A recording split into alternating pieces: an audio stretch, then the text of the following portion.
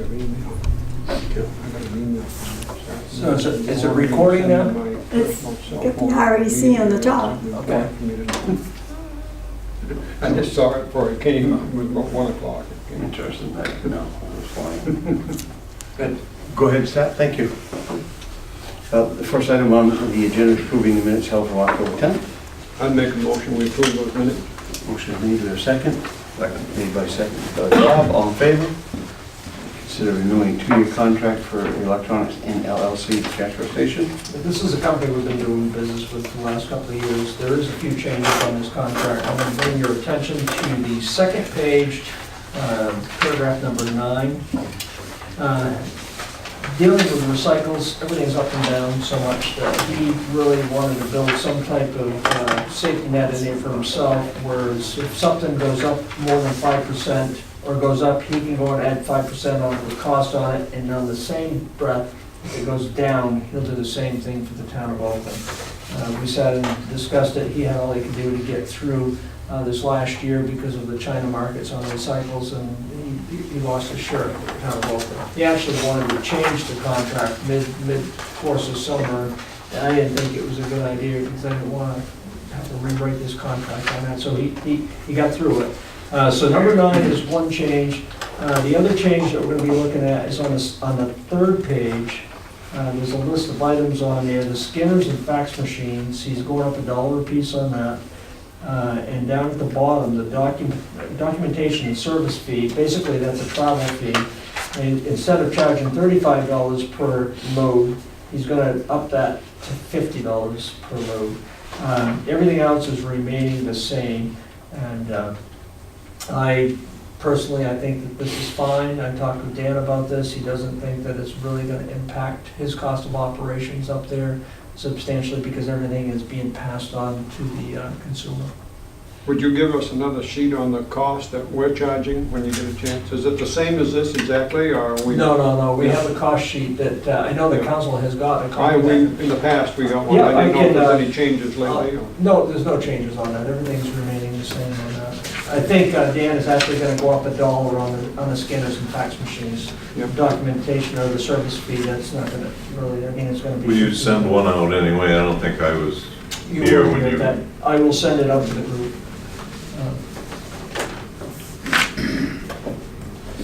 So if there's any questions on that, I'd be glad to answer them. If not, then I'd like to have a motion and vote on this. I'd make a motion, we accept this new contract with Electronic and LLC. Motion is made. Do we have a second? I'll second that. Second. All in favor? Thank you. Next item is item number 3 to accept a donation of money to use to purchase a vest for the police department. Okay, and I actually have Chief Tracy here who's going to address that with Gary, you. if we could wait, she was supposed to be here and she isn't here yet. If we might Okay. want to move that down the agenda, if that's okay. And that's Maybe fine. she'll show up. I'd like to have her here if possible. Okay. Thank you. Next item, we'll go back to item number 3 in a moment then, please. Next item is, you were trying to get out of not talking, Chief. The next item is yours. Vote to authorize him a grant for the police vest. An hour later. Now you're on. The Oakland Police Department has applied and won a $1,910 grant. You have the paperwork that I laid out in front of you. This is something that the police department's been successful with year after year, I believe. I think that $1,900 will buy 2 vests, if I'm correct, $700 a piece. Yes, we buy one, they buy 2. Okay. And if the council would like to accept this grant, we'll need a motion and a vote on that as well. I'd make a motion, we accept this grant. Second by Don. All in favor? I have a question for the chief. Yes. Are these the regular vests that they wear all the time? They are the bulletproof vests that they wear. The regular ones? Yeah. And those still have a life? They have a 5-year shelf life, so we do a rotating basis. And we try to include the part-timers as well, obviously. So. Now, you did buy some of those ballistic ones or something too, didn't you? Yes. Yeah, we keep those in the cruisers. Yeah. Yeah. Are these outer shells or inside, you know? These are the regular vests that they wear every day, Mike. They're the undershirt. Undershirts, yeah. Yeah. I didn't know if you was going out of shell, No, we have those. Those are the ones that Daniel was talking about that we have in the cruiser with the helmets and. Nope, I was actually thinking, you know, like the Some of them, you'll see like Somerset has them. Oh, I know what you mean. Zip No, up. these are the regular undershirt ones. Yeah, they're not the carriers that look like a shirt. Yep. Yeah. Thank you, sir. So the vests that we're buying will fit in those carriers. So all they buy for those is just the carriers. So if that's what they choose to wear. If that didn't confuse you too much. Motion made, second, all in favor of that? Moving on to taxi ordinance, we have to review it and discuss our new taxi ordinance. Okay. Per recommendations from the council, I did a couple of things. One, we made the corrections on fare to fare, so that's updated. The other thing I did was I reached out to some of the town managers to find out about how they work this. There's no duplication of inspections, like there's inspections every 6 months. That's not being done. I have talked with Don a little bit afterwards, and Don kind of shared with me what his thoughts were on it. You know, this, one of the things that were brought up at the last discussion was about the limousine, where the 20 people were unfortunately killed out of that. And Chief Tracy actually had a little information on that. Apparently that car had passed a failed inspection 2 years in a row, or something to that effect. 2 times, I don't know what their timeframes were, Right. but it failed that, and I've heard that in the, actually, Yeah, so. yeah. And I didn't know that. So, you know, I do have the chief here, so if there's any questions you would like to ask as far as inspections, he would be a good resource for that. We can reword this if you'd like, but it's open for discussion again. It's not a first reading. We're trying to get this thing. So I'm opening it up to the council for any questions or discussion. Go ahead, Mr. Nutting. Thank you. There are several references in here to May. May 1st being, each year being the registration. So no matter when's, so our proposal is that no matter when someone comes forward and wants a taxi license, that their license would then be issued and go until May. May, that's correct. Okay, and then it's from May to May. The only other comment that I had in here, in section 3A3, it says, for any owner has the required vehicle registration. And I'm not sure what that means to me, but what they really need is a higher license plate, right? A TX, what they call it. That's the proper registration, is a car for hire. So yes. could we just say that there? And Instead of the required registration. because, I mean, if you didn't know what that meant, you wouldn't know what that meant. So you And, want- and one thing about it, when they apply to the Secretary of State to get a higher plate, the Secretary of State makes sure that they have the required insurance. According to the thing that I saw on Secretary of State's, Yeah. they require it, so we want them applying for the right plate so that,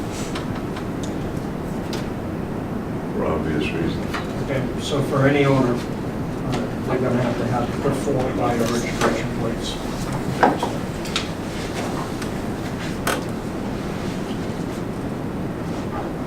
Anything else on that? Another question that kind of goes along with that, and I don't know, Uber and Lyft, you don't have to have, I can use my vehicle for that, right?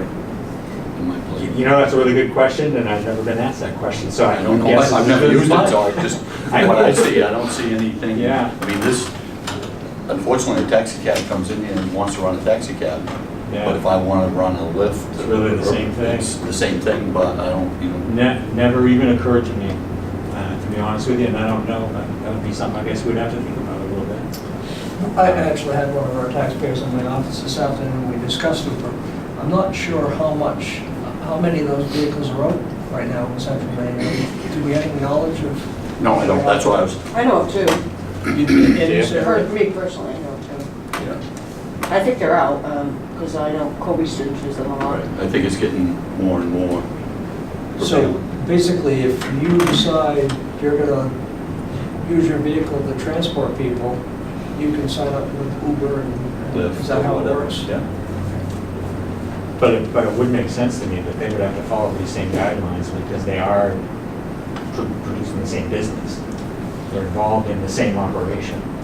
So it would make sense to me that they would have to do that, and I don't know why that couldn't be included I don't know how, in our ordinance. I don't know how the whole thing works, so So I we'd don't have know. to think about verbiage, but I mean, certainly if they are conducting a taxi business, which Uber basically is, then it sounds to me like they should also be in compliance with whatever the laws are, number one, and the ordinance as well. Would make sense to me. But they aren't required to have a for hire plate on that vehicle, correct? They're Wow. on their own PC plates? I don't know that. I mean, you'd have to ask the Secretary of State, whether, sure it it's sounds to your me own like plate. they should be required to do that if they, again, I mean, they are acting as a for hire vehicle. Why wouldn't they be required to follow those same guidelines and be registered under that same thing? It makes sense to me. But I'd have to do some research.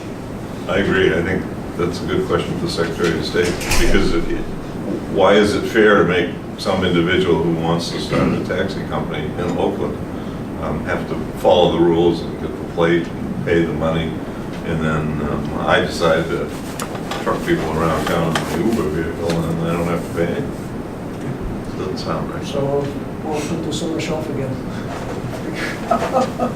We'll do some research. Don? The other thing that, I had been talking to Gary about, it was just an impromptu what if, or maybe we should. I thought that maybe we should require anybody who applies for this, whether it's Uber or a taxi, to have an inspection the month that they apply, even if they've already had one 4 months prior to it, so that we can just be assured, both our conscience and our liability, I guess, is that we didn't allow that car to receive a license if they couldn't show at that time that they had an inspectable vehicle. And then we could carry forward to May, or it could just be that each year at that point, they'd have to have an inspection done again. But I just was worried that somebody had a 10-month-old inspection sticker, and they come in and they don't have any brakes, and we're giving them a license. I think we should be a little bit more protective. Okay, so we know that we're gonna get an inspections, a visual inspection from our police department in May. Would you like to set a date for vehicle inspection? The month that they actually, again, off the top of my head, the month that they apply for the license, they have to show us that the vehicle has been inspected during that month.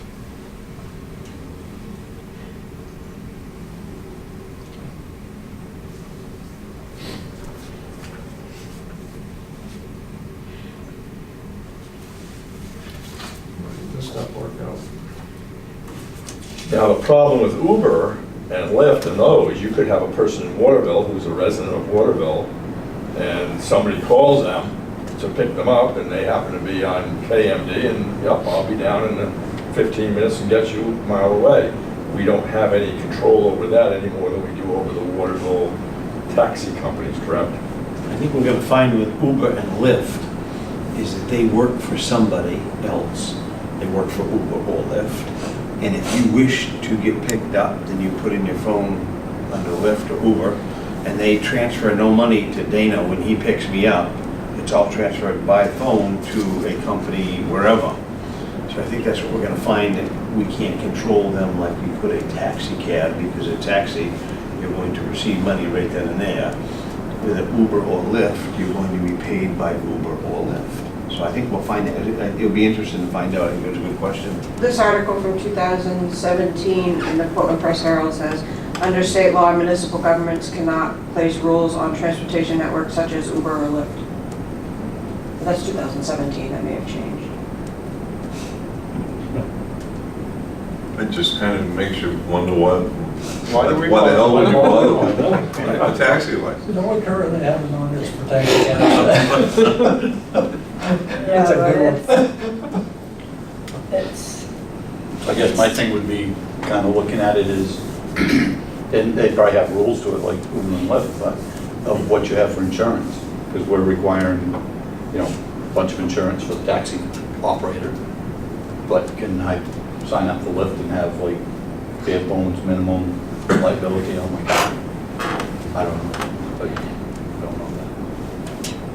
I guess the good news may be that I know a guy who did the Uber thing, and he had to have a up-to-date inspection. They actually could inspect his car at any time. It had to be neat and orderly and in good condition.